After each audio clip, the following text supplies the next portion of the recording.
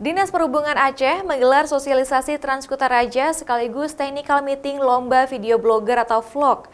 Acara ini merupakan rangkaian kegiatan menuju puncak peringatan Hari Perhubungan Nasional pada 17 September mendatang.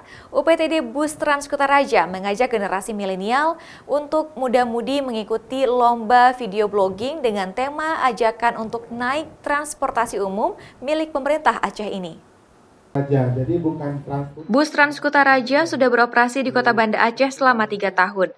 Seiring perjalanannya, bus Transkutaraja terus berinovasi menciptakan layanan prima kepada para penumpang. Dishub Aceh melalui UPTD Transkutaraja mengajak para generasi milenial untuk turut andil dan mengajak para warga menggunakan transportasi umum yang disediakan gratis oleh pemerintah, serta memberikan informasi tentang aturan layanan kendaraan umum yang telah diterapkan. Ajakan naik bus Transkutaraja ini dikemas dengan sebuah lomba video blogging yang digelar oleh Dishub bekerja sama dengan Aceh Bergerak. Para generasi milenial bisa mengeksplorasi pesan, kesan, dan saran selama menggunakan bus Transkutaraja ini. Tujuannya agar Dinas Perhubungan dapat terus berbenah, dana layanan transportasi yang diberikan juga semakin baik. Lomba vlog Transkutaraja ini merupakan rangkaian kegiatan dari Hari Perhubungan Nasional tahun 2019. Cara Perhubungan Aceh menyelenggarakan Hari Perhubungan Nasional salah satunya dengan membuat kegiatan vlog.